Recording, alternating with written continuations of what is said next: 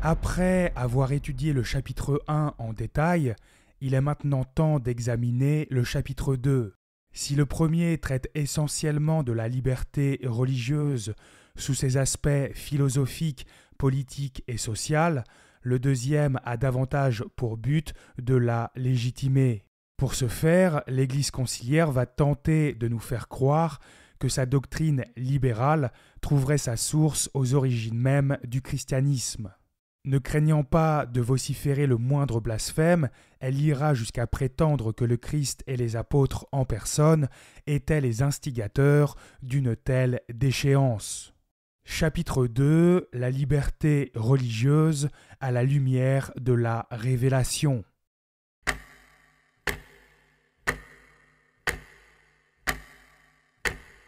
Paragraphe 9. La doctrine de la liberté religieuse a ses racines dans la révélation. Ce que ce concile du Vatican déclare sur le droit de l'homme à la liberté religieuse a pour fondement la dignité de la personne dont, au cours des temps, l'expérience a manifesté toujours plus pleinement les exigences à la raison humaine. Comme vous le savez, les mots « liberté religieuse » ne sont rien de plus qu'une expression faisant référence à un ensemble de prérogatives reconnues et approuvées par l'Église conciliaire à toute personne indépendamment de ses intentions. Il est donc possible de remplacer dans cet extrait les mots soulignés en rouge par n'importe quel droit reconnu par Dignitatis Humanae.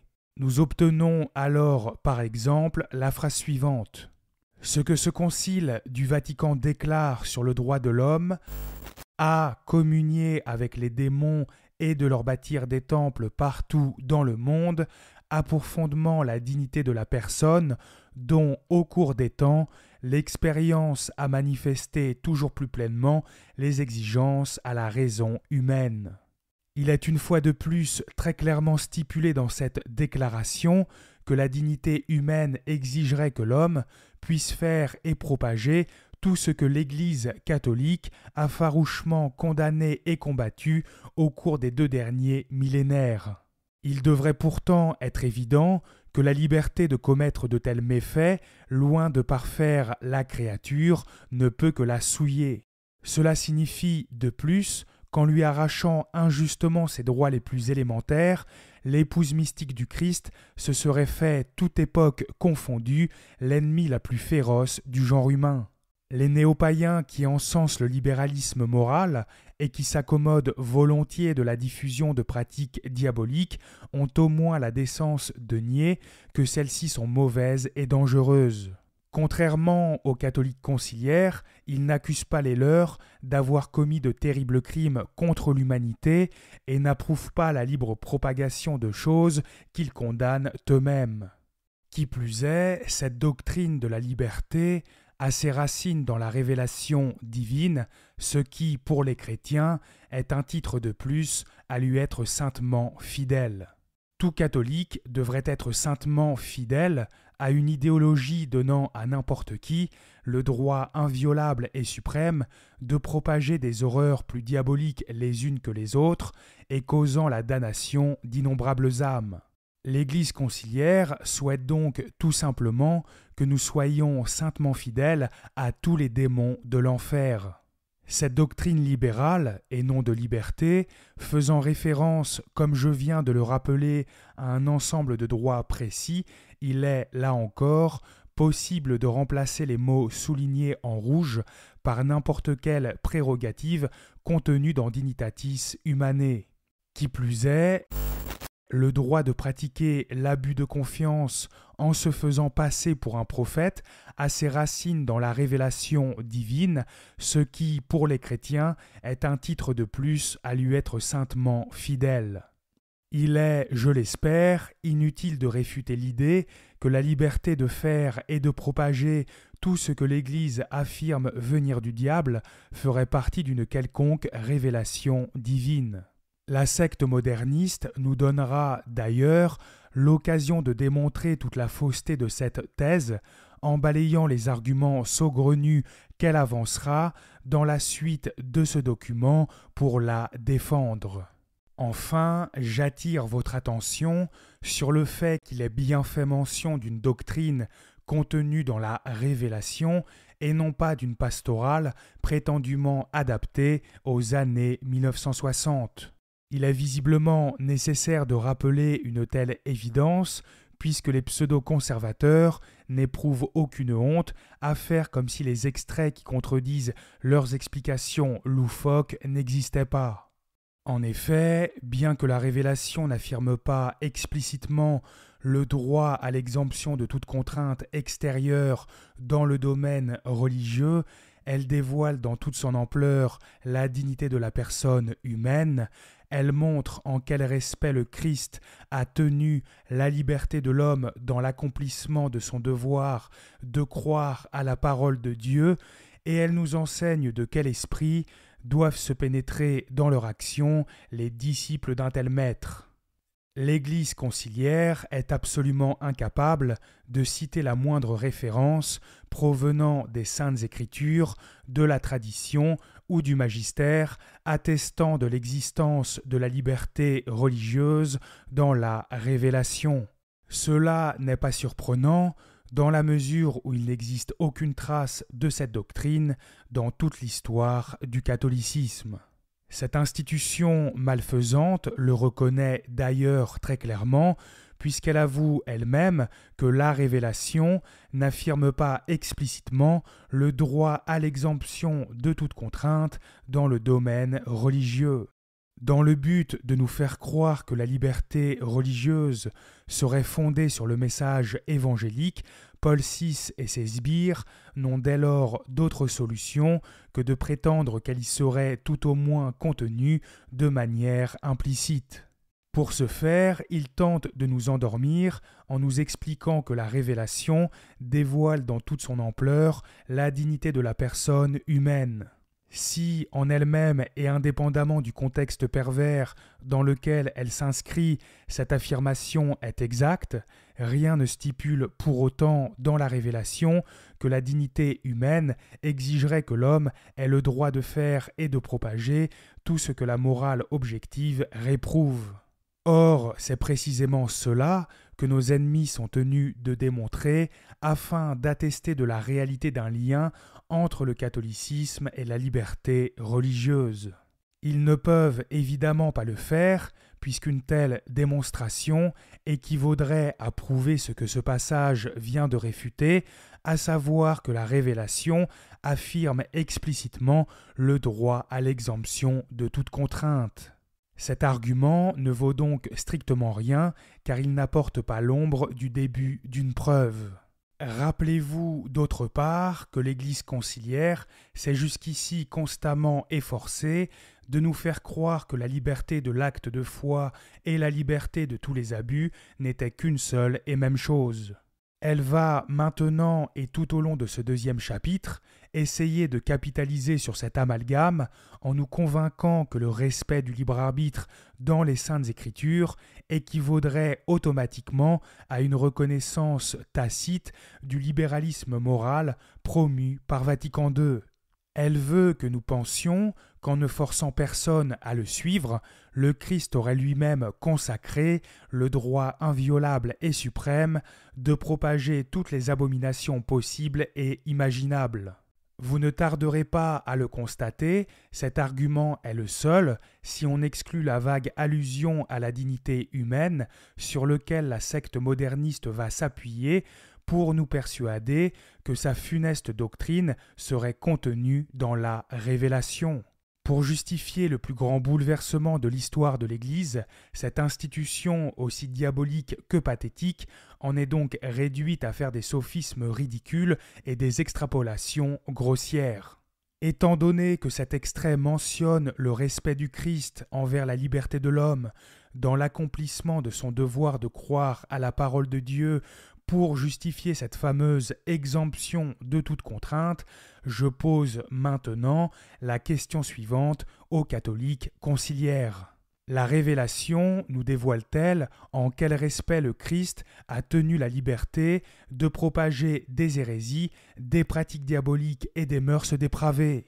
Au motif que notre Seigneur n'aurait jamais forcé personne à se convertir, il faudrait croire qu'il aurait donné à tout État le devoir essentiel de protéger et de promouvoir la liberté de bafouer la loi divine et d'inciter son prochain à faire de même. Tout comme lorsqu'il s'agit de la dignité humaine, il ne suffit pas d'invoquer la liberté de l'acte de foi. Encore faut-il prouver que les Saintes Écritures enseignent que le libre arbitre serait automatiquement accompagné des droits contenus dans Dignitatis Humanae. C'est évidemment chose impossible, puisque cela reviendrait encore une fois à prouver que la révélation affirme explicitement le droit à l'exemption de toute contrainte, ce que l'Église conciliaire vient de réfuter. Cet argument est donc lui aussi grotesque et sans valeur. Si le Fils de Dieu n'a jamais forcé personne à le reconnaître, ce n'était certainement pas parce qu'il éprouvait un respect particulier pour la liberté de l'homme. Il désirait tout simplement que nous le choisissions par amour.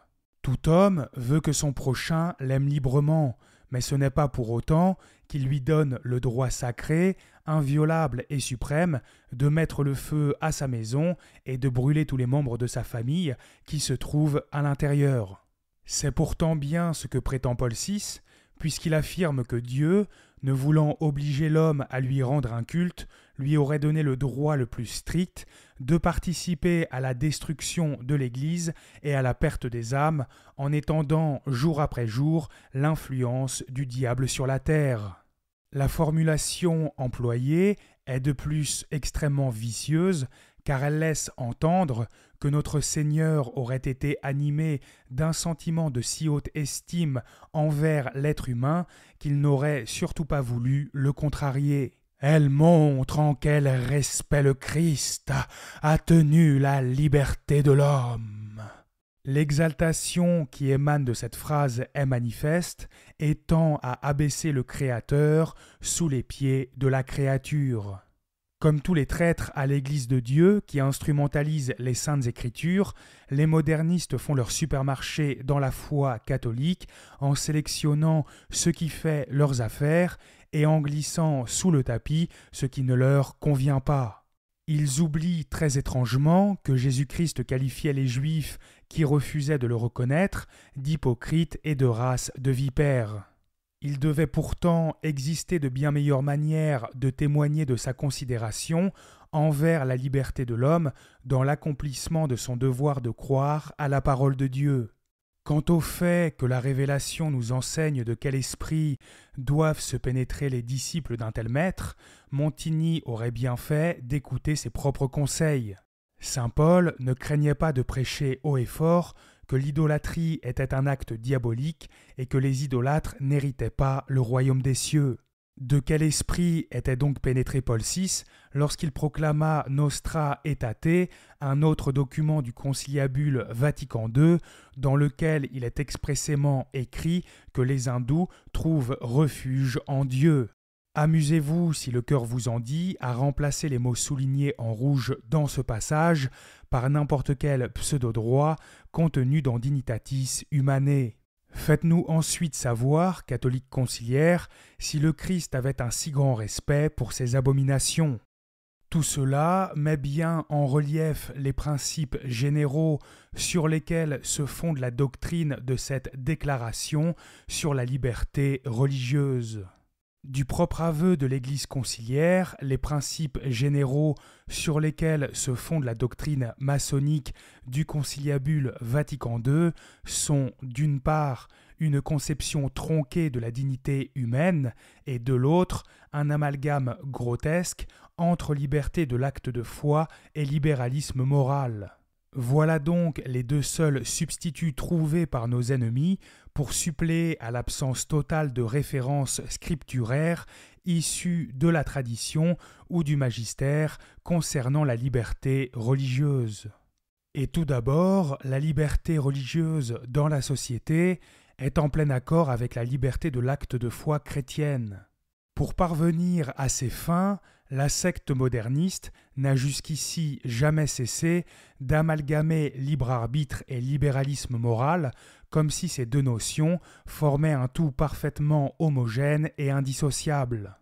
En précisant maintenant que la liberté religieuse est en plein accord avec la liberté de l'acte de foi, elle sépare ces mêmes notions très nettement et avoue par le fait même qu'elles se distinguent tout à fait l'une de l'autre.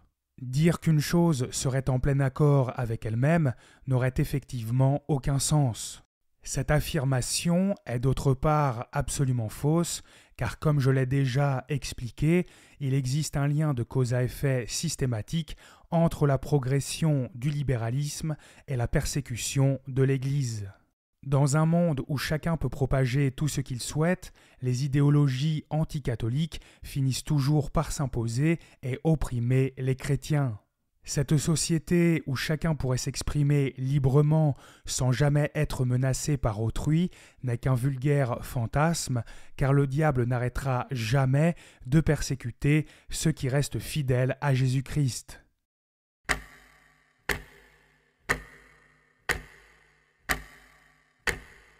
Paragraphe 10. Liberté de l'acte de foi.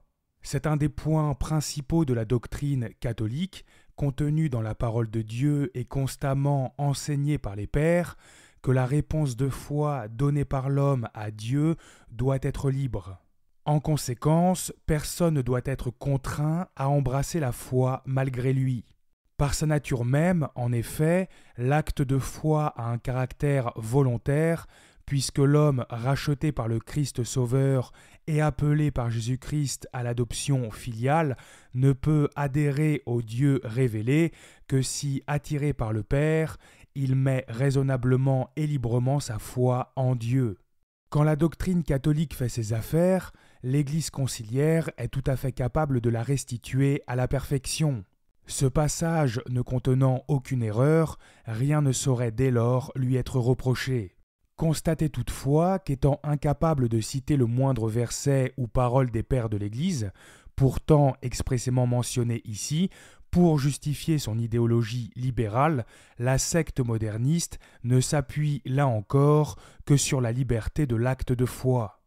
Il est donc pleinement conforme au caractère propre de la foi qu'en matière religieuse soit exclue toute espèce de contrainte de la part des hommes.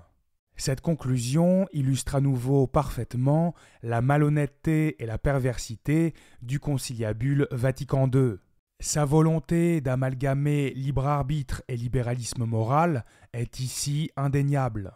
Elle nous abreuve d'un beau discours très catholique sur l'importance du respect de la liberté de l'acte de foi pour ensuite aboutir à la conclusion que l'homme devrait en conséquence être exempté de toute contrainte. Cette exemption de toute contrainte n'est, comme vous le savez désormais, rien d'autre qu'un synonyme de liberté religieuse et, par extension, de tous les droits qui la constituent. Réécrivons donc cette phrase en remplaçant les mots soulignés en rouge par n'importe quel droit prévu par Dignitatis Humanae pour mieux faire ressortir toute l'absurdité de la logique moderniste. Il est donc pleinement conforme au caractère propre de la foi qu'en matière religieuse, n'importe qui puisse manifester l'efficacité singulière de la sorcellerie ou du spiritisme. Le raisonnement auquel nous sommes ici confrontés est toujours le même. Personne ne doit être forcé de se convertir, donc tout le monde a le droit de faire et de propager le mal dans la société. Partant, un régime de liberté religieuse contribue de façon notable à favoriser un état de choses dans lequel l'homme peut être sans entrave, invité à la foi chrétienne, peut l'embrasser de son plein gré et la confesser avec ferveur pendant toute sa vie. À travers Dignitatis Humanae, l'Église conciliaire pose les fondements d'une doctrine intemporelle et universelle, ne devant plus jamais être remise en question. Elle nous impose un idéal social dans lequel chacun serait libre de pratiquer et de diffuser sa religion sans jamais subir de quelconque pression de la part de l'État comme de ses semblables. Cette utopie grotesque est bien évidemment irréalisable et ne peut conduire, comme je le disais précédemment, qu'au triomphe d'idéologies antichrétiennes, diabolisant l'Église et opprimant ses enfants. En ayant ouvert les portes de l'Occident au libéralisme moral le plus total, les modernistes ont activement participé à la propagation de toutes les abominations, véhiculant directement ou indirectement la haine du catholicisme. Nous ne sommes certes plus ouvertement persécutés du fait de notre foi, mais sournoisement et sous couvert de justice sociale. Lutte contre le sexisme, la pédophilie, l'homophobie, l'islamophobie, l'antisémitisme, etc. La liberté religieuse ne contribue donc en rien, ni de façon notable, ni même de façon subtile, à favoriser un état de choses dans lequel l'homme pourrait être sans entrave invité à la foi chrétienne. Cela est d'autant plus vrai que l'Église conciliaire attribue à l'État le devoir essentiel de protéger et de promouvoir une liberté consistant, entre autres choses, à abuser son prochain et à l'éloigner de la vérité. La doctrine répugnante de Paul VI n'a fait qu'accélérer la destruction de notre héritage bimillénaire partout où elle a été instaurée. Qui, mis à part un pseudo-conservateur malhonnête, peut-il nier que plus le libéralisme progresse et plus la foi recule? Et combien parmi vous, catholiques conciliaires, ont-ils le courage de confesser publiquement leur foi avec ferveur dans un environnement devenu si hostile aux chrétiens? Vos évêques sont d'ailleurs bien les derniers à avoir le courage de faire une telle chose et à se battre pour défendre l'Église. Il est vrai que la liberté religieuse pourrait éventuellement constituer un certain progrès là où les chrétiens sont ouvertement persécutés et où les peuples sont forcés de souscrire à de graves erreurs les conduisant en enfer. Tel est notamment le cas des pays communistes ou musulmans. À défaut de pouvoir y instaurer le règne social de notre Seigneur Jésus-Christ, l'Église pourrait tout du moins sauver une partie de ses populations. Pour ce faire, il faudrait néanmoins revoir les fondements philosophiques de la liberté religieuse, car il ne servirait à rien de convertir des âmes à un faux catholicisme faisant l'apologie du relativisme moral. Seule une forme bien particulière de liberté religieuse pourrait donc constituer un progrès relatif, forme qui n'a bien entendu jamais été promulguée lors du conciliabule Vatican II et qui ne serait finalement que l'expression d'une certaine tolérance circonscrite dans le temps et l'espace. Force est hélas de constater que la politique moderniste est incapable de remplir une telle mission, puisque comme je viens de le dire, elle pousse les âmes à embrasser l'hérésie et ne peut ainsi en sauver aucune, et qu'elle n'a de toute façon jamais produit en ces lieux le moindre fruit positif. La liberté religieuse n'a en effet jamais été promulguée qu'en terre originellement chrétienne et n'a exclusivement profité qu'aux cultes et idéologies diaboliques. Qui de vous, catholiques conciliaires, accepterait de se faire arracher tout ce qu'il possède par des gens qui ne le laisseraient même pas ramasser les miettes qui tombent de leur table?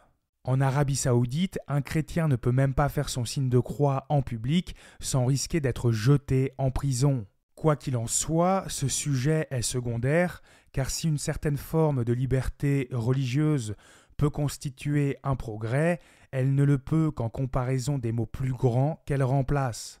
Lorsqu'il est cependant question d'en faire un idéal social intemporel et universel, elle ne peut être regardée que comme une abomination contrevenant à tous les principes élémentaires de la tolérance.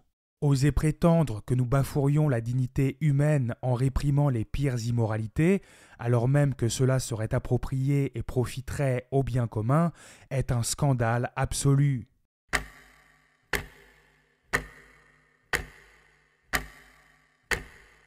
Paragraphe 11. Manière d'agir du Christ et des apôtres. Dieu, certes, appelle l'homme à le servir en esprit et en vérité. Si cet appel oblige l'homme en conscience, il ne le contraint donc pas. Dieu, en effet, tient compte de la dignité de la personne humaine qu'il a lui-même créée et qui doit se conduire selon son propre jugement et jouir de sa liberté. L'Église conciliaire se retranche à nouveau derrière la liberté de l'acte de foi pour justifier le libéralisme moral le plus décadent. Il est évident que l'expression « jouir de sa liberté » inclut la possibilité de jouir de sa liberté religieuse et donc fatalement de jouir de sa liberté de propager des hérésies, des pratiques diaboliques et des mœurs dépravées. Le raisonnement qui nous est présenté ici est toujours le même. Puisque Dieu ne contraint pas l'homme à le servir, ce dernier a le droit de commettre et de répandre toutes les horreurs proscrites par la loi divine, de pousser son prochain à se damner et d'œuvrer au triomphe du diable sur la terre. Aucun doute ne saurait ainsi subsister quant au fait que les modernistes mélangent en permanence et de façon volontaire la liberté de l'acte de foi et la liberté de tous les abus. On remarque également que, dans cet extrait, il est expressément stipulé que Dieu laisserait l'homme jouir de cette fausse liberté diabolique au motif qu'il tiendrait compte de la dignité de la personne humaine. La véritable dignité, je le rappelle, n'est rien d'autre que la noblesse de l'âme. Noblesse qui dépend exclusivement de son propre degré de pureté. Il serait par conséquent absurde de prétendre que celle-ci donnerait à la créature un passe-droit, lui permettant de mépriser les commandements de son Créateur et, par suite, de se souiller en toute décontraction. Ces propos scandaleux nous révèlent une fois de plus à quel point la conception conciliaire de la dignité humaine diverge d'avec celle de l'Église catholique. Elle glorifie une fausse dignité dont serait pourvu l'homme et qui l'affranchirait de la loi divine en société. Qui, le premier, s'est-il cru digne au point de ne pas être tenu d'obéir à Dieu ? Qui, le premier, s'est-il estimé noble au point d'avoir le droit de manifester l'efficacité singulière de sa doctrine diabolique sans même satisfaire à l'obligation de chercher la vérité et d'y adhérer ? Enfin, qui, le premier, du fait de sa soi-disant grandeur, s'est-il senti en droit d'envoyer ses ministres partout sur la terre pour propager un enseignement contraire aux prescriptions de notre Seigneur et de perdre les âmes ? Cette dignité humaine qui conférerait à n'importe quel énergumène le droit de marcher dans les pas de Lucifer sans le soufre à plein nez. Cela est apparu au plus haut point dans le Christ Jésus, en qui Dieu s'est manifesté lui-même pleinement et a fait connaître ses voies. Serait apparu au plus haut point dans le Christ Jésus le respect d'une dignité conférant à l'homme le pseudo-droit de mépriser ses commandements, de se faire passer pour le Messie ou encore, entre bien d'autres choses, d'ériger une fausse Église pour supplanter la vraie. Le Christ, en effet, notre Maître et Seigneur doux et humble de cœur, a invité et attiré ses disciples avec patience. Va maintenant s'ensuivre une série d'affirmations vicieuses dont le but est d'introduire l'idée d'un Messie passif et laxiste qui aurait permis à l'homme de faire tout ce qu'il désirait pour ne pas contrarier sa liberté de croire de plein gré en la parole de Dieu.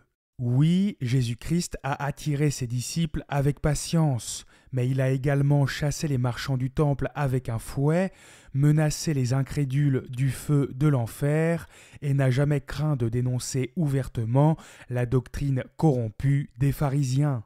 Il n'a pas retenu par la force ceux qui ne voulaient pas de lui, mais il n'a jamais donné à personne la permission de manifester l'efficacité singulière du culte de Moloch pour organiser Jérusalem et vivifier toute l'activité hébraïque. Il n'a jamais non plus demandé aux autorités israélites de protéger et de promouvoir la liberté d'adorer des démons. Sous prétexte que le Christ n'a obligé personne à prendre part aux noces de l'agneau, il aurait concédé à l'humanité tout entière le droit de participer au carnaval de l'enfer. Certes, il a appuyé et confirmé sa prédication par des miracles, mais c'était pour susciter et fortifier la foi de ses auditeurs, non pour exercer sur eux une contrainte. D'un point de vue strictement grammatical, cette affirmation est exacte. Il est vrai que le Seigneur n'a pas fait de miracle dans le but précis d'exercer une contrainte sur ses auditeurs. Cette assertion doit néanmoins être relativisée, car le miracle, de par sa nature même, exerce bel et bien une contrainte sur ceux qui y ont assisté. Ceux-ci n'ont évidemment pas été privés de leur libre arbitre, mais après avoir vu le Christ accomplir une chose aussi extraordinaire, il devenait d'autant plus inexcusable de le rejeter. N'est-ce d'ailleurs pas ce même paragraphe qui parle d'un appel de Dieu obligeant l'homme à le servir ? Si l'appel de Dieu oblige l'homme, alors un miracle réalisé par Dieu lui-même oblige encore davantage. Le but de cette phrase est encore de mettre l'emphase sur la liberté de l'acte de foi pour justifier la liberté de tous les abus. Il est vrai encore qu'il a reproché leur incrédulité à ceux qui l'entendaient, mais c'est en réservant à Dieu le châtiment au jour du jugement. Notre Seigneur aurait donc reproché leur incrédulité à ceux qui l'entendaient, tout en ayant simultanément pris soin de les conforter dans l'idée qu'ils auraient eu le droit sacré de manifester leur fausse foi publiquement, de vive voix et par écrit, sans même satisfaire à l'obligation de chercher la vérité et d'y adhérer. Imaginez donc le Jésus de l'Église conciliaire prêchant à la foule. « Je suis le chemin, la vérité et la vie. Nul ne va au Père sans passer par moi. Mais vous avez le droit inviolable et suprême de persuader votre prochain du contraire et de le pousser à se damner. Si vous saviez en quel respect je tiens votre liberté de croire librement à la parole de Dieu. Lorsque vous reprochez à quelqu'un ses actes, catholiques conciliaires, faites-vous simultanément l'apologie de tout ce que vous condamnez. Considérez-vous devoir encourager, protéger et promouvoir un comportement que vous réprouvez. Il est ensuite stipulé que le Christ aurait réservé à Dieu le châtiment au jour du jugement. Par de tels propos, la secte moderniste insiste encore sur l'idée d'un Messie passif et laxiste qui aurait volontiers laissé l'homme faire tout ce qu'il désirait. Qu'importe que des criminels sans scrupules séduisent les âmes et les conduisent à leur perte, attendons tranquillement le jour du jugement, car le respect de la sacro-sainte dignité conciliaire vaut bien plus que le salut d'innombrables êtres humains. Cet argument ne vaut bien entendu strictement rien, car notre Seigneur, étant Dieu fait homme, n'a réservé le jugement à personne d'autre qu'à lui-même.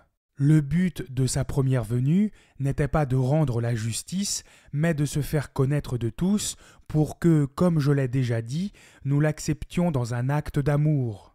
Durant sa vie terrestre, le Christ n'a pas non plus jugé les violeurs et les meurtriers, mais qui oserait dire qu'il faudrait, en conséquence, laisser de tels individus faire le mal impunément jusqu'à la fin des temps.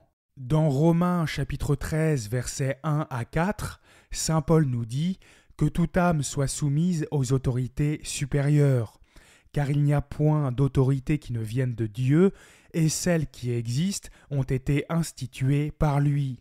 C'est pourquoi celui qui résiste à l'autorité résiste à l'ordre que Dieu a établi, et ceux qui résistent attireront sur eux-mêmes une condamnation. Car les magistrats ne sont point à redouter pour les bonnes actions, mais pour les mauvaises. Veux-tu ne pas craindre l'autorité ? Fais le bien, et tu auras son approbation. Car le prince est pour toi ministre de Dieu pour le bien. Mais si tu fais le mal, crains, car ce n'est pas en vain qu'il porte l'épée, étant ministre de Dieu pour tirer vengeance de celui qui fait le mal et le punir. Les Saintes Écritures ne nous ont jamais interdit de réprimer le mal ou d'empêcher les malfaiteurs de détruire la société. Bien au contraire, elle nous enseigne que ceux qui résistent à l'autorité civile, pourvu qu'elle soit juste, résistent à l'ordre établi par Dieu et méritent en conséquence d'être châtiés pour cela. Force est pourtant de constater que le Christ n'a jamais contraint physiquement qui que ce soit à l'observance des lois étatiques. Il est donc absolument ridicule et malhonnête d'instrumentaliser la vie de notre Seigneur pour justifier le libéralisme moral. À défaut de pouvoir nous faire croire que le refus du Christ de servir de gendarme équivaudrait à rendre toute justice illégitime, l'Église conciliaire veut tout du moins nous persuader que les méfaits pseudo-religieux échapperaient à toute sanction. Or, les méfaits religieux bafouent tout autant l'ordre établi par Dieu que n'importe quel délit ou crime. Ceux qui les commettent sont donc, comme l'enseigne l'Épître aux Romains, également dignes de châtiment.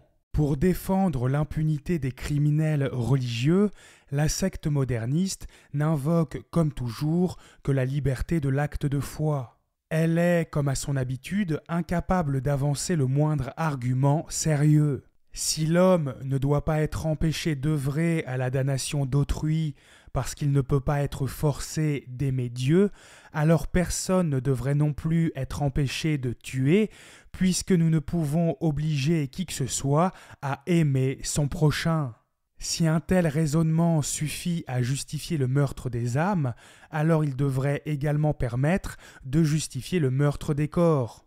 Cela est d'autant plus vrai que celui qui tue une âme cause un préjudice éternel, tandis que celui qui tue un corps ne fait que causer un préjudice temporel. Il est donc évident que ceux qui bafouent la loi divine, même en se cachant derrière des motifs prétendument spirituels, doivent répondre de leurs actes lorsque cela est possible. Nous observons d'autre part un changement total de paradigme entre le premier et le deuxième chapitre. Jusqu'ici, la liberté religieuse nous était notamment présentée comme honorable, véridique, juste et faisant partie intégrante du bien commun. Si les droits concédés par Dignitatis Humanae sont aussi irréprochables que le début de cette déclaration le prétendait, comment l'Église conciliaire peut-elle maintenant chercher à légitimer son idéologie libérale en invoquant le fait que le châtiment serait réservé à Dieu ? Si la liberté religieuse est conforme à la volonté divine, il devrait normalement être impossible de châtier ceux qui en usent, car pour qu'il y ait châtiment, il doit logiquement y avoir méfait. Ce bouleversement dogmatique nous prouve une fois de plus que l'Église conciliaire enseigne absolument n'importe quoi. Elle affirme que nous ne devrions pas empêcher l'usage d'une liberté qui s'exercerait, je le rappelle, dans de justes limites, car Dieu seul pourrait châtier ceux qui ne respectent pas les justes limites imposées par la morale objective.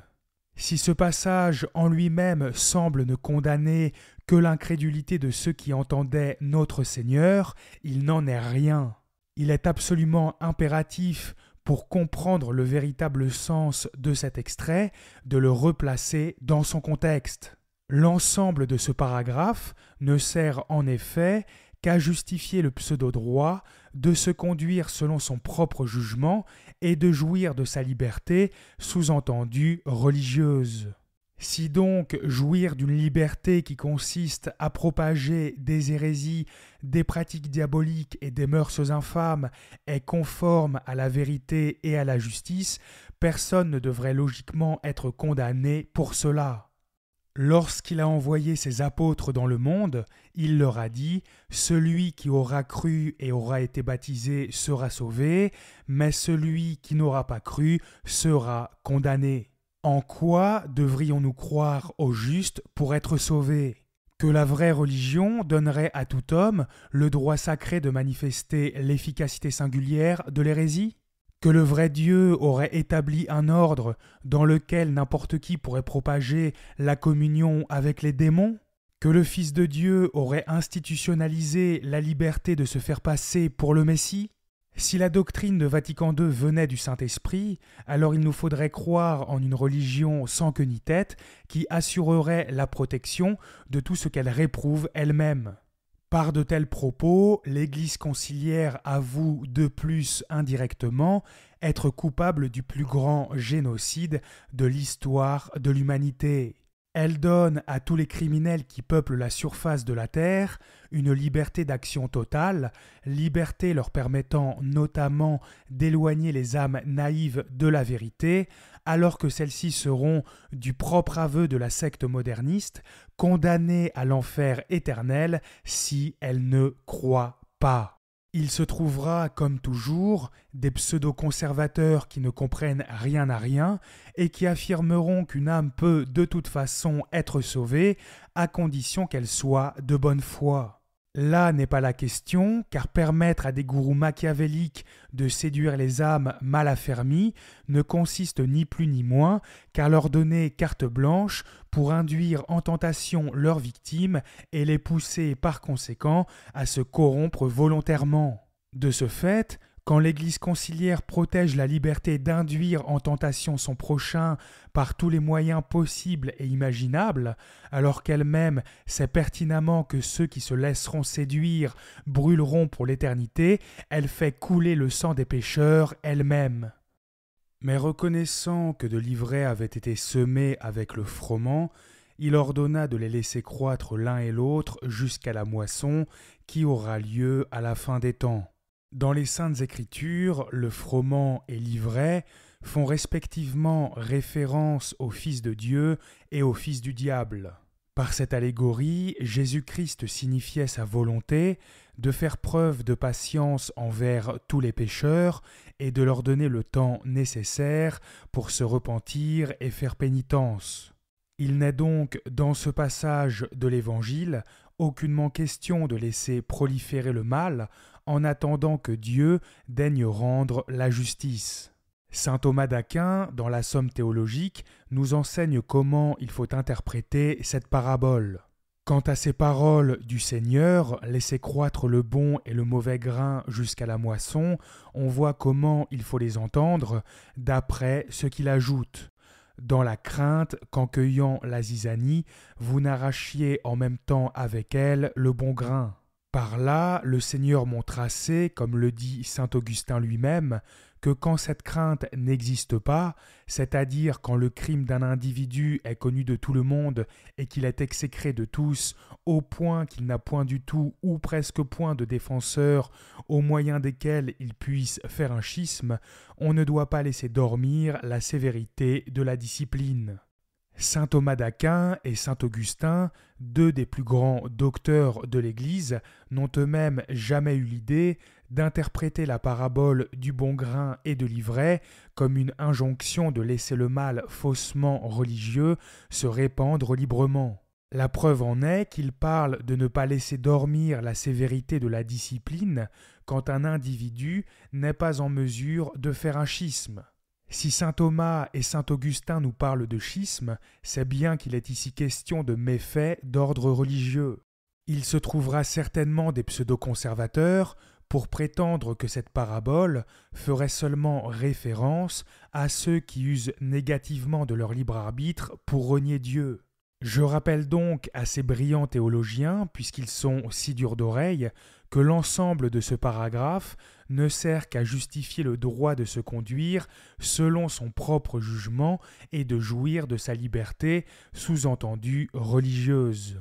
Cela est d'autant plus évident lorsqu'on lit ce paragraphe d'une seule traite plutôt que de s'arrêter sur chaque phrase en particulier. Dignitatis Humanae affirme donc bel et bien que le Seigneur aurait ordonné de laisser le champ libre à des criminels usant de leur liberté, c'est-à-dire de l'ensemble des droits contenus dans cette déclaration, pour faire le mal.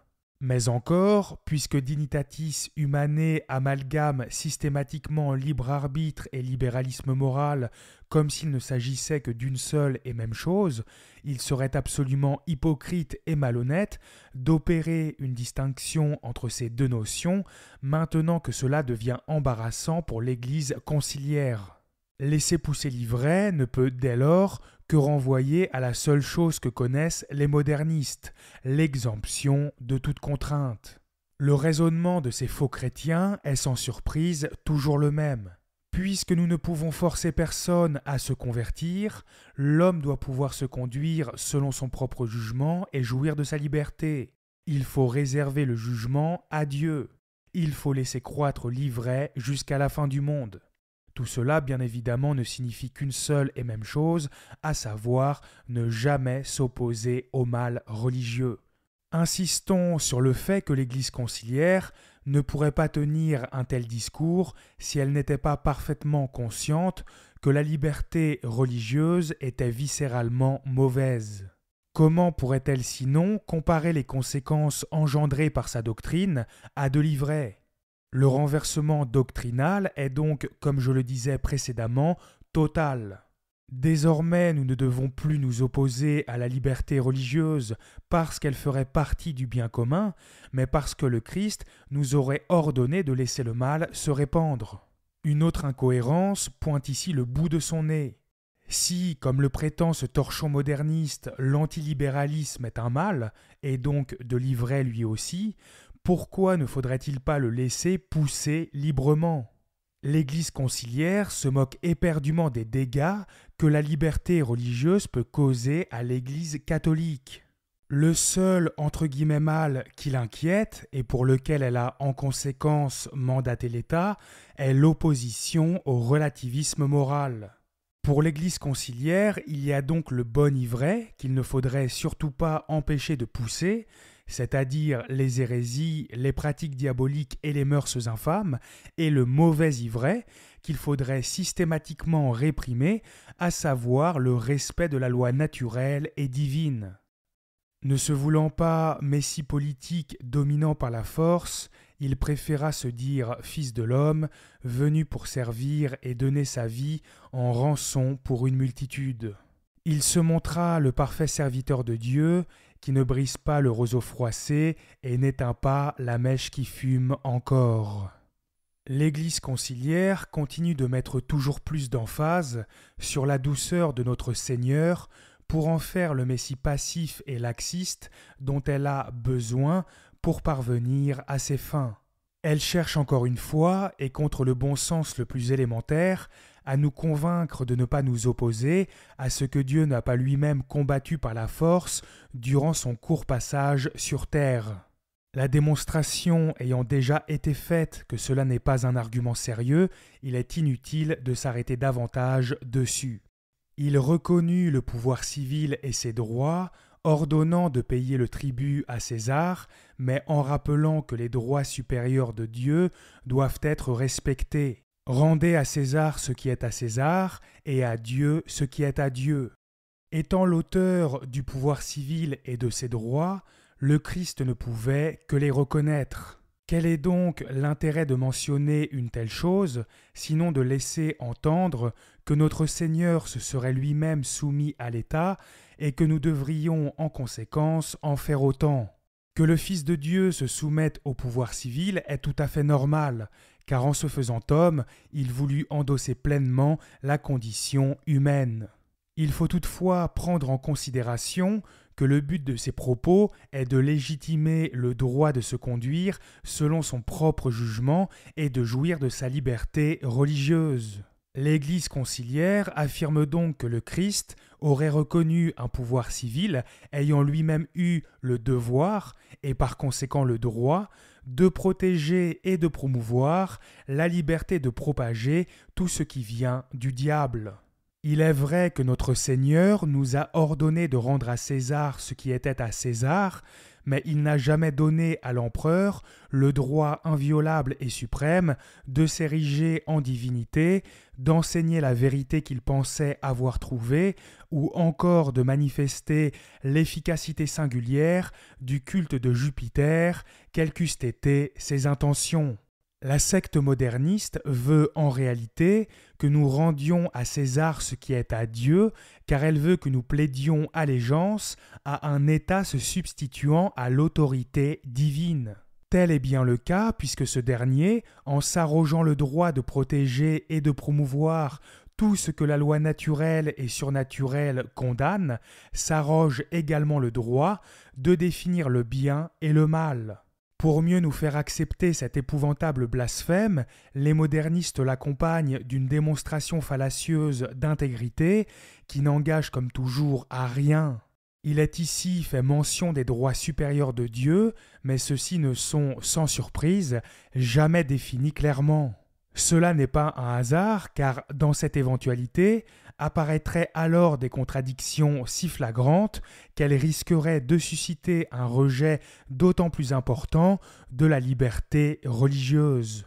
Il est, par exemple, impossible, sans léser la majesté divine, de reconnaître à l'homme le pseudo-droit de diffuser des fausses doctrines attribuant à de faux dieux des œuvres qui ne sont pas les leurs. La justice consistant précisément à rendre à chacun ce qui lui est dû, une injustice serait dès lors commise en protégeant la liberté de tout mettre en œuvre pour déposséder aux yeux du monde entier le vrai Dieu de tous les honneurs et mérites qui lui reviennent exclusivement.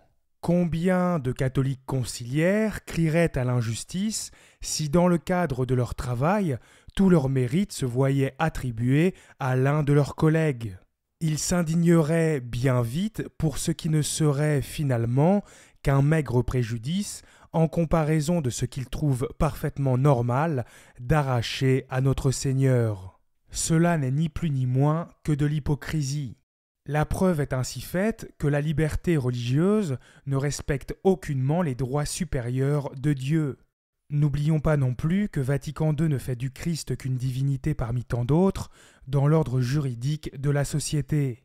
Notre Seigneur pourrait bien jouir d'une reconnaissance de principe de la part de l'État, mais la moindre d'entre toutes les idoles devrait, quoi qu'il en soit, se voir attribuer les mêmes privilèges. Les pseudo-conservateurs chercheront là encore à introduire une distinction purement théorique et nous expliqueront que ce ne sont pas ces abominations, mais leurs adorateurs qui auraient, au nom de leur petite dignité, le droit à la liberté religieuse. Qu'importe ce qu'ils racontent, car dans le monde réel, une telle subtilité ne change absolument rien aux conséquences de cette doctrine. Dieu n'aurait donc aucun droit supérieur, puisque toutes les idoles de la terre, ou leurs dévots, peu importe, disposeraient de toute façon des mêmes privilèges. Ces propos fallacieux ne servent comme de coutume qu'à donner aux faux frères les moyens de se mentir à eux-mêmes et d'entretenir la confusion dans les âmes de bonne volonté. Mais la liberté religieuse n'écarte pas notre Seigneur de la société. La preuve, Dignitatis Humanae, affirme que les droits supérieurs de Dieu doivent être respectés. Dans le petit monde virtuel des Ariens des temps modernes, Jésus-Christ est Seigneur, mais dans la réalité, ils ne craignent pas de l'abaisser au rang des idoles. Enfin, si Paul VI avait réellement voulu que les droits supérieurs de Dieu soient respectés, il aurait dû commencer par condamner la laïcité et non pas en exalter les principes avec la liberté religieuse. Ayant déjà prouvé dans le carnaval de l'enfer que ces deux doctrines n'en forment qu'une seule, nous ne reviendrons pas sur ce point. Souvenez-vous simplement que saint Pie X enseignait dans l'encyclique Oem Internos que la laïcité était une erreur très gravement injurieuse envers Dieu et qu'elle niait très clairement l'ordre surnaturel. L'imposteur Montini aurait donc voulu que les droits supérieurs de Dieu soient respectés, pendant que l'État remplissait son devoir essentiel de protéger et de promouvoir une doctrine niant explicitement les droits de Dieu, puisqu'injurieuse à son égard et rejetant l'ordre établi par ses soins. Enfin, en achevant sur la croix l'œuvre de la rédemption qui devait valoir aux hommes le salut et la vraie liberté, il a parachevé sa révélation. Le Christ serait mort sur la croix pour offrir aux hommes la vraie liberté, après avoir transmis au genre humain une doctrine donnant à tout homme le droit sacré de manifester l'efficacité singulière de l'esclavage de l'erreur. J'ose à peine imaginer les dernières paroles du Christ conciliaire avant d'expirer. Mon Dieu, pardonne-leur, car ils ne savent pas que, dans l'ordre juridique de la société, je ne suis qu'un Messie parmi tant d'autres. Il a rendu témoignage à la vérité, mais il n'a pas voulu l'imposer par la force à ses contradicteurs. Si notre Seigneur n'a pas voulu imposer la vérité par la force à ses contradicteurs, cela ne pourrait, à en croire la secte moderniste, vouloir signifier qu'une seule chose. N'importe quel quidam détiendrait de Dieu le droit sacré, inviolable et suprême de servir d'instrument au diable pour conduire les âmes à leur propre perte. Alors que la liberté de l'acte de foi ne représente qu'un élément négligeable de sa doctrine, l'Église conciliaire lui consacre près de la moitié de ce document car elle n'a strictement rien d'autre sur quoi s'appuyer pour légitimer sa politique satanique. Son royaume, en effet, ne se défend pas par l'épée, mais il s'établit en écoutant la vérité et en lui rendant témoignage. Il s'étend grâce à l'amour par lequel le Christ, élevé sur la croix, attire à lui tous les hommes. Que cela plaise ou non aux catholiques conciliaires, le royaume du Christ se défend par l'épée. Si nous n'avions pas vaincu les envahisseurs mahométans, pour ne citer qu'eux, la chrétienté aurait disparu depuis bien longtemps. Nos ancêtres auraient été massacrés et beaucoup d'entre nous ne seraient jamais nés. D'innombrables saints n'ont d'ailleurs jamais craint d'user de la force, non seulement pour défendre, mais également pour établir le royaume de Dieu. Tel était le cas de saint Boniface que j'ai déjà cité, ou encore de saint Martin de Tours, qui fit raser un édifice idolâtrique de fond en comble, en réduisant au passage tous ses autels et statues en poussière, malgré l'hostilité de nombreux infidèles. En plus d'être mensongère, cette phrase ne veut de toute façon pas dire grand-chose. Est ici contesté le fait que le royaume du Christ ne se défend pas par l'épée, en affirmant qu'il s'établit en écoutant la vérité et qu'il s'étend par l'amour. Défendre, établir et étendre sont trois choses qu'il n'est nullement nécessaire d'opposer, puisque différentes et non contradictoires. Si je disais qu'une maison ne s'entretient pas avec des produits ménagers, mais qu'elle se construit avec des briques et qu'elle s'agrandit avec de la main-d'œuvre, cela n'aurait aucun sens. Il est de plus manifeste que Dignitatis Humanae tente ici de nous vendre un catholicisme émasculé et dépourvu de toute virilité. Pendant que le bras séculier se chargerait de protéger et de promouvoir la déchéance la plus totale, nous autres chrétiens ne devrions défendre le royaume du Christ qu'en écoutant la vérité et en lui rendant témoignage. Autrement dit, l'usage de la force serait moralement licite pour défendre et établir le royaume du diable, mais pas celui de notre Seigneur. Il nous faudrait donner à n'importe qui une liberté d'action totale, quelles que soient ses intentions, et espérer qu'il veuille bien, malgré cela, faire preuve de bonne volonté. Les modernistes n'ont, comme je ne cesse de l'affirmer, d'autres projets pour les chrétiens que de les assujettir au bon vouloir de ceux qui se livrent au service de Lucifer. Après tout, si le Christ attire à lui tous les hommes, pourquoi devrions-nous empêcher les suppôts du diable de faire tomber les âmes dans leurs filets ? Instruits par la parole et l'exemple du Christ, les apôtres suivirent la même voie. Aux origines de l'Église, ce n'est pas par la contrainte ni par des habiletés indignes de l'Évangile que les disciples du Christ s'employèrent à amener les hommes à confesser le Christ comme Seigneur, mais avant tout par la puissance de la parole de Dieu. Je rappelle que l'Église conciliaire utilise l'expression « absence de toute contrainte » comme un synonyme de liberté religieuse. Elle appelle donc contrainte tout obstacle empêchant l'homme d'user de n'importe quel pseudo-droit inscrit dans cette déclaration. Nous pouvons dès lors réécrire cet extrait en remplaçant ce même mot par la prérogative moderniste de notre choix. Instruits par la parole et l'exemple du Christ, les apôtres suivirent la même voie. Aux origines de l'Église, ce n'est pas en s'opposant à la propagation de toutes les abominations venant du diable, ni par des habiletés indignes de l'Évangile que les disciples du Christ s'employèrent à amener les hommes à confesser le Christ comme Seigneur, mais avant tout par la puissance de la parole de Dieu. Une fois de plus, l'Église conciliaire affirme insidieusement que nous ne devrions jamais recourir à la force, mais uniquement nous appuyer sur la parole de Dieu pour combattre le mal. Son dessein ne cesse d'apparaître plus clairement au fur et à mesure que nous avançons dans la lecture de ce document. En réalité, elle se moque éperdument de la dignité humaine ou de guider les âmes au ciel. Son unique obsession est de neutraliser les seules forces capables d'entraver les plans du diable, c'est-à-dire les catholiques fidèles à leur baptême. Tout est conçu dans ce document pour nous rendre le plus passifs possible face au mal, mais ne vous y trompez pas, celui qui ne combat pas l'ennemi s'en fait le complice. Il est encore évident qu'en parlant d'habileté indigne de l'Évangile, la secte moderniste englobe tout ce qui s'oppose à la liberté religieuse.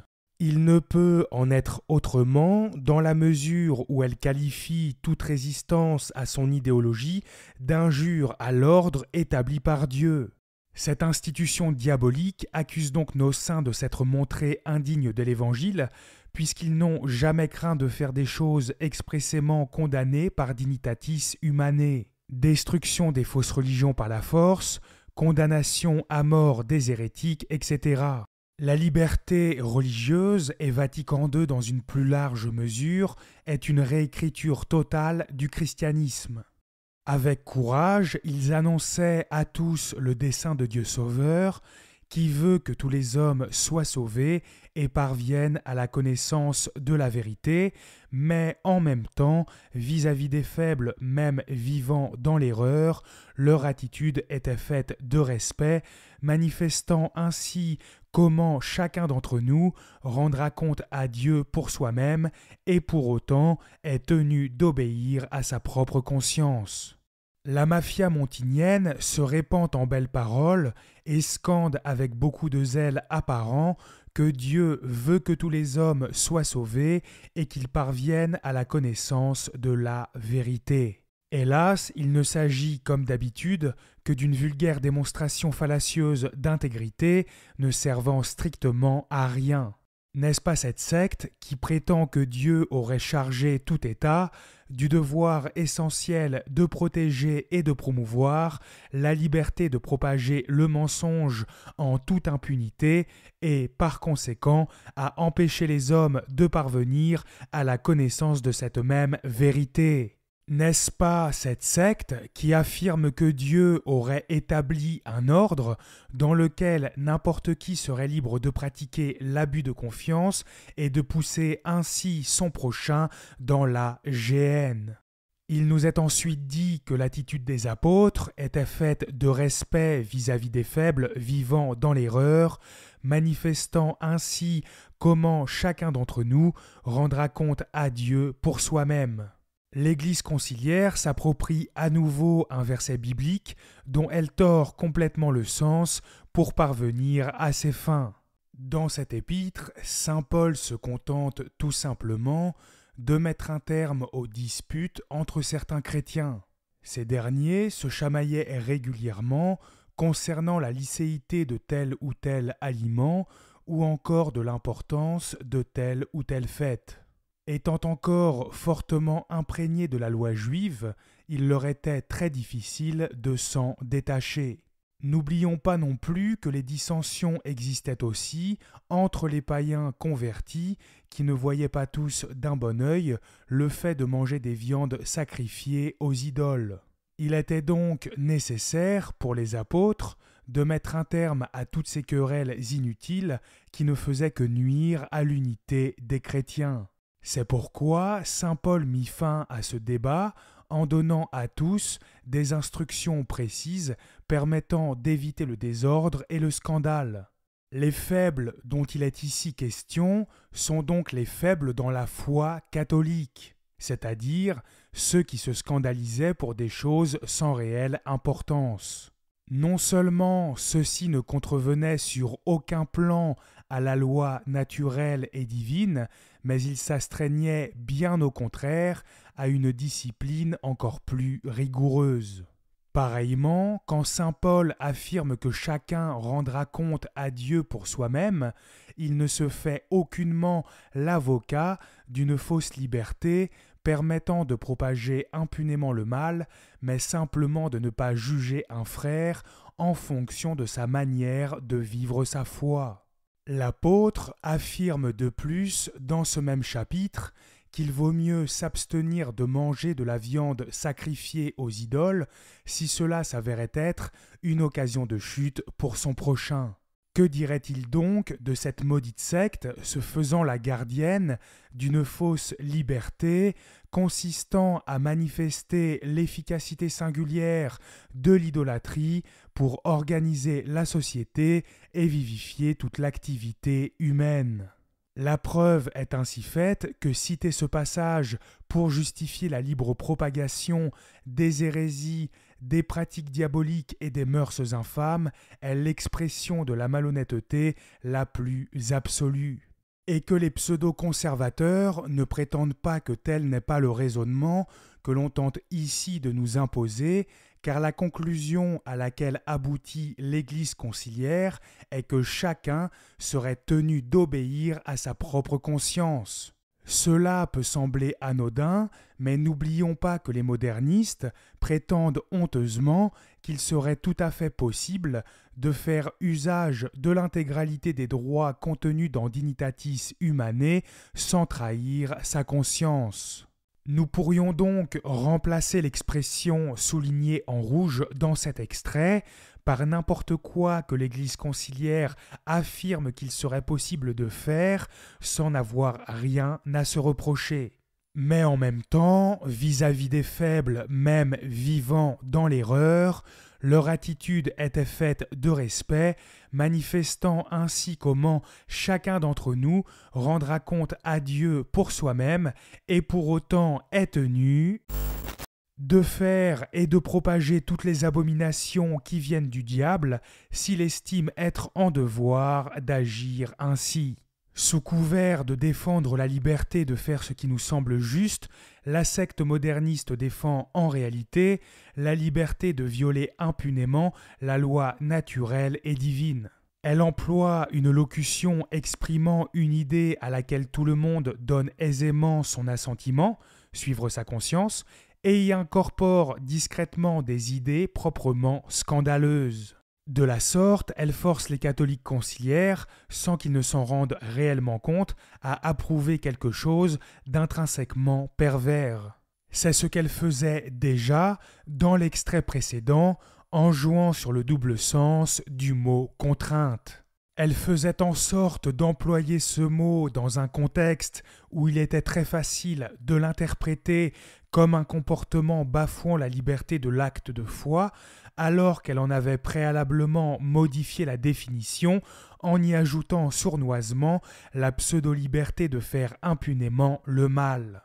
Dans les Actes des Apôtres, chapitre 13, versets 6 à 11, il est écrit « Ayant traversé toute l'île jusqu'à Paphos, ils trouvèrent un individu, magicien, faux prophète juif nommé Bar-Jésus, qui était auprès du proconsul Sergius Paulus, homme avisé. Celui-ci, ayant fait appeler Barnabé et Saul, cherchait à entendre la parole de Dieu. Mais Élymas, le magicien, car ainsi se traduit son nom, leur faisait opposition, cherchant à détourner de la foi le proconsul. Alors Saul, qui est aussi Paul, rempli d'Esprit Saint, fixa son regard sur lui et dit « Homme plein de toute fraude et de toute malice, fils du diable, ennemi de toute justice, ne cesseras-tu pas de pervertir les voies droites du Seigneur ? Et maintenant, voici que la main de Dieu est sur toi, et tu seras aveugle sans voir le soleil pour un temps. » À l'instant, l'obscurité et les ténèbres tombèrent sur lui, et se tournant de tous côtés, il cherchait qui le mènerait par la main. L'attitude de saint Paul était-elle faite de respect moderniste, c'est-à-dire de passivité et de laxisme vis-à-vis de ce faux prophète juif ? Saint Paul a-t-il laissé cet individu malhonnête manifester librement l'efficacité singulière de sa doctrine, estimant que chacun d'entre nous rendra des comptes à Dieu pour soi-même? Non seulement il n'en est rien, mais les sédévacantistes sont aujourd'hui jugés comme profondément intolérants par un grand nombre de catholiques conciliaires pour bien moins que cela. Quoi qu'il en soit, aucun débat n'est possible. L'Église conciliaire peut bien défendre le droit d'agir selon sa conscience, même dans un sens parfaitement catholique, et autant de fois qu'il y a de gouttes d'eau dans l'océan, elle reconnaît et protège activement, de toute façon, le droit d'user de la liberté religieuse, même en trahissant sa conscience. Son discours faussement charitable ne sert comme toujours qu'à préserver son image. Elle se déguise en servante de justice, tout comme son père se déguise en ange de lumière. Et si chacun rendra des comptes à Dieu pour soi-même, pourquoi cette entité malfaisante veut-elle nous dicter notre conduite? De quoi se mêle-t-elle au juste en voulant nous empêcher de combattre le mal par la force, indépendamment de toute circonstance? Qu'elle nous laisse donc rendre des comptes à Dieu pour nous-mêmes et pour les choix que nous avons faits. Là encore, on observe qu'il y a les bonnes et les mauvaises contraintes. Les bonnes, ce sont celles que l'on fait peser sur ceux qui veulent empêcher le diable de régner sur la terre. Les mauvaises, en revanche, ce sont celles que l'on impose à ceux qui servent le malin et qui poussent leurs prochains à se damner. Comme le Christ, les apôtres s'appliquèrent toujours à rendre témoignage à la vérité de Dieu, pleins d'audace pour annoncer la parole de Dieu avec assurance devant le peuple et ses chefs. Une foi inébranlable leur faisait en effet tenir l'Évangile comme étant en toute vérité une force de Dieu pour le salut de tous les croyants. Ces paroles sont peut-être parfaitement catholiques, mais elles n'ont, elles aussi, strictement rien à voir avec la liberté religieuse. Les modernistes glorifient faussement nos apôtres, alors qu'ils ne font que saper leur œuvre, pour mieux nous duper et nous faire accepter leur idéologie satanique. Rejetant donc toutes les armes charnelles, suivant l'exemple de douceur et de modestie donné par le Christ, ils proclamèrent la parole de Dieu avec la pleine assurance qu'elle était une force divine capable de détruire les puissances opposées à Dieu et d'amener les hommes à croire dans le Christ et à le servir. La secte moderniste nous enjoint maintenant à rejeter toutes les armes charnelles et à ne combattre les puissances opposées à Dieu que par la prédication. Vous l'aurez compris, elle renouvelle son appel à n'opposer aucune résistance à la propagation du mal, sinon par le moyen du discours. Où est donc passée cette honorable liberté, s'exerçant dans de justes limites, et qui ne consistait qu'à s'ordonner à Dieu? Il n'est, comme je le disais précédemment, plus du tout question d'une doctrine qui permettrait à l'homme de jouir des biens de la justice et de la paix, mais bien de garantir à n'importe qui la possibilité de commettre impunément toutes sortes de préjudices et de semer le chaos. Si l'État employait la coercition contre les infidèles pour les empêcher de répandre l'erreur et le vice, il combattrait avec des armes charnelles, mais s'il réprimait les catholiques qui s'insurgent contre cette déchéance, il ne ferait que s'acquitter de son devoir essentiel de protéger et de promouvoir les droits inviolables de l'homme. Autrement dit, les mêmes moyens seraient indignes de l'Évangile lorsqu'ils sont employés pour réprimer des gourous machiavéliques, mais seraient conformes à la volonté divine lorsque mis en œuvre pour permettre à ces derniers de détruire la société et de perdre les âmes. L'Église conciliaire peut bien prétendre œuvrer au salut des âmes, mais elle nous menace de faire injure à l'ordre établi par Dieu en faisant obstacle aux puissances opposées à ce même Dieu que sont les fausses religions. Concernant l'expression « arme charnelle », celle-ci provient de la 2e épître aux Corinthiens. Saint Thomas d'Aquin, dans un commentaire, nous dit au sujet de ce chapitre 10 la chose suivante. La raison pour laquelle on lui fait ce reproche d'être humble lorsqu'il est présent et d'être sévère et dur lorsqu'il est loin est que les Corinthiens estiment la conduite de l'apôtre charnelle. Chacun agit selon la règle de son action et la fin poursuivie justifie cette règle. C'est ainsi qu'un homme quelconque dirige son action vers la fin qu'il poursuit. Et ceux qui placent leur fin dans les biens charnels ont dit que leur conduite est selon la chair. De là vient qu'ils règlent leurs actions de manière à obtenir les biens qui sont dans la chair. Or, comme ces biens peuvent nous être retirés par les hommes, ceux qui poursuivent les biens charnels ont avec les hommes une conduite flatteuse et humble. Ceux qui croyaient que la conduite de l'apôtre s'inspirait de la chair croyaient ainsi parce qu'il se comportait humblement au milieu d'eux. Saint Thomas en arrive ensuite à ces fameuses armes charnelles. Et il prouve que nous ne combattons pas selon la chair en disant « les armes de notre combat ne sont pas charnelles ». Chaque combattant choisit les armes qui conviennent à son genre de guerre et de combat. Il est clair que les armes de ceux qui combattent selon la chair sont l'argent, les plaisirs, les honneurs, les puissances mondaines et temporelles, tandis que nos armes ne sont pas de cette sorte parce qu'elles ne sont pas charnelles mais puissantes devant Dieu, c'est-à-dire qu'elles se conforment à Dieu, elles tendent à l'honneur de Dieu, donc nous ne combattons pas selon la chair. En rappelant que ces armes ne sont pas charnelles, saint Paul ne fait que réfuter les accusations de ceux qui prétendent qu'il serait lui-même motivé par des considérations malhonnêtes. Ces propos n'ont strictement rien à voir avec un quelconque libéralisme moral. Jamais dans ce passage il n'a donc été question de condamner toute forme de coercition afin de garantir la libre propagation de toutes les abominations condamnées par l'Église. Saint Paul n'hésite d'ailleurs pas à brandir le bâton en menaçant les Corinthiens immédiatement après avoir affirmé que ces armes étaient spirituelles. Nous sommes prêts aussi à punir toute désobéissance lorsque de votre côté, votre obéissance sera complète. Une fois de plus, les modernistes détournent le sens des Saintes Écritures pour mieux nous manipuler. Quant à cette volonté de nous faire croire que le christianisme n'aurait triomphé que par la prédication, il est ici aussi nécessaire de remettre les pendules à l'heure. Si l'œuvre des apôtres fut couronnée de succès grâce à l'action particulière que Dieu opéra à travers eux, elle ne perdura que parce que l'Église fit disparaître le mal à mesure que son pouvoir se renforçait. Si nos papes avaient donné à l'Empire romain le devoir essentiel de protéger et de promouvoir la liberté d'adorer des idoles, notre religion n'aurait plus été qu'un lointain souvenir.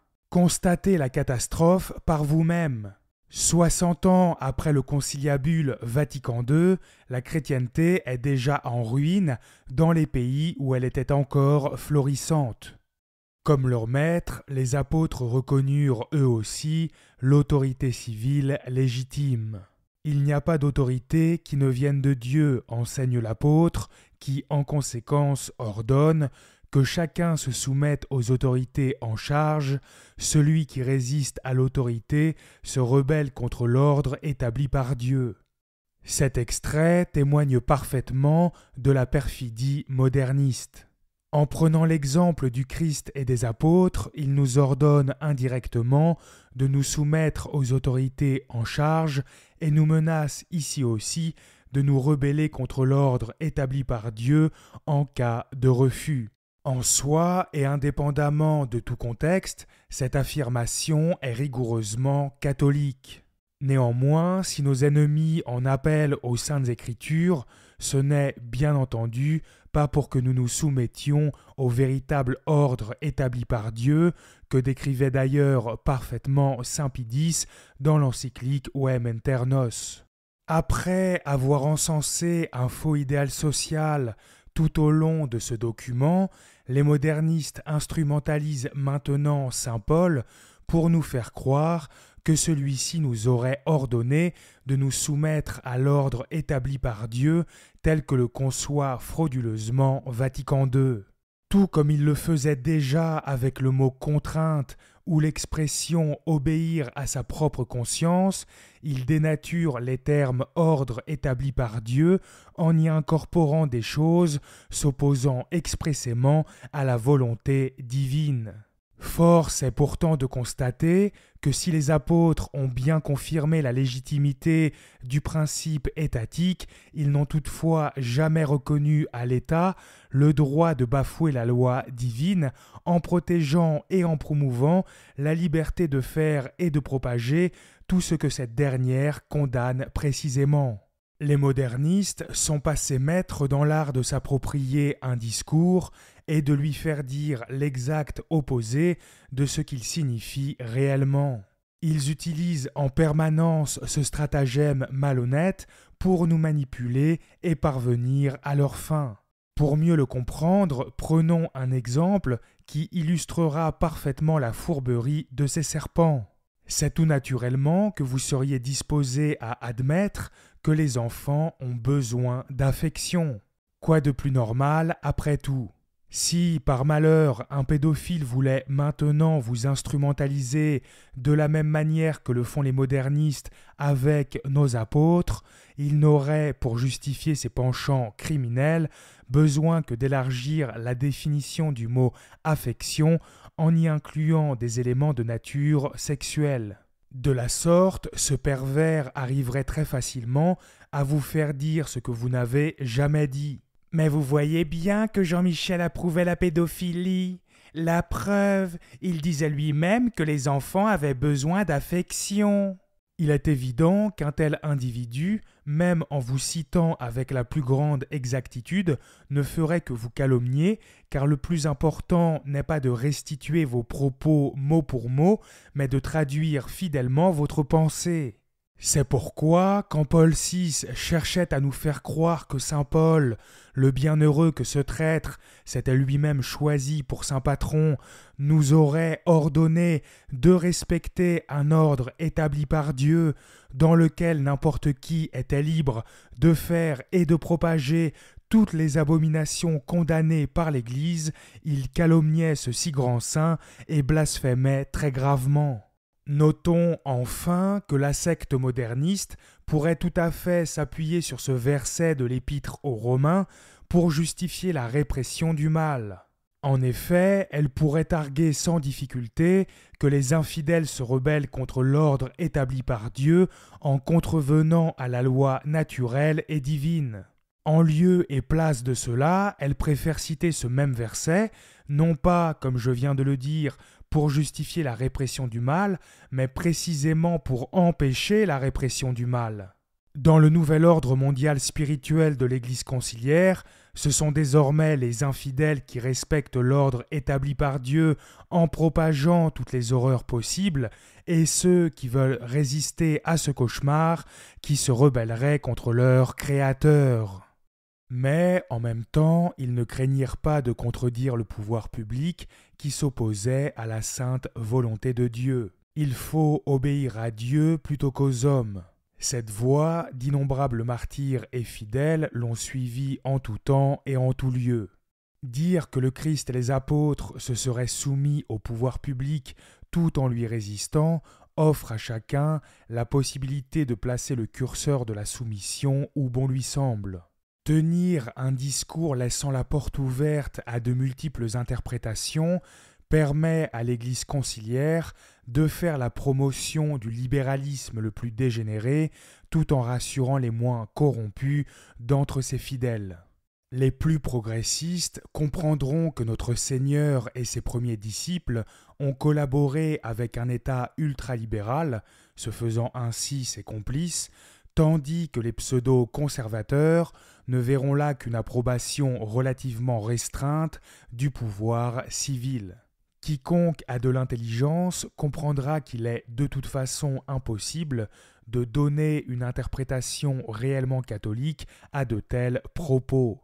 La sainte volonté de Dieu, à en croire Dignitatis Humanae, se réaliserait à travers un ordre social dans lequel n'importe qui aurait le droit sacré, inviolable et suprême de vivre selon sa propre conception du bien et du mal.